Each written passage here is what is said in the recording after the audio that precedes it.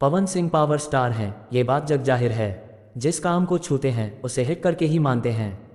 फिर चाहे वो गाना हो या फिल्म, यूट्यूब पर उनके नाम पर हजारों गाने हैं और उन पर लाखों लाखों व्यू जाते हैं।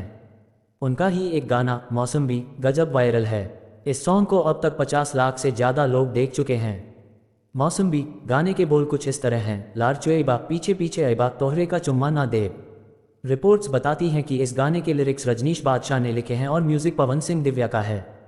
सिंगर खुद पवन सिंह हैं। अगर आप पवन सिंह के गानों के शौकीन हैं तो इसे बिल्कुल भी मिस मत करिएगा।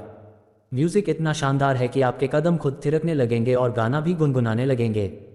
पवन सिंह पावर स्टार हैं, ये बात जग जाहिर है। जिस काम को छूते हैं उसे हिट करके ही मानते हैं।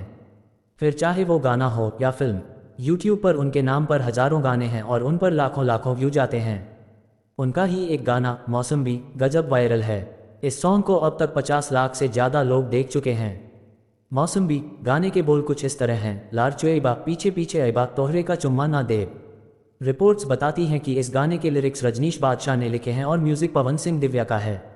सिंगर खुद पवन सिंह हैं। अगर आप पवन सिंह के गानों के शौकीन हैं तो इसे बिल्कुल भी मिस मत करिएगा। म्यूजिक इतना शानदार है कि आपके कदम खुद थिरकने लगेंगे और गाना भी गुनगुनाने लगेंगे।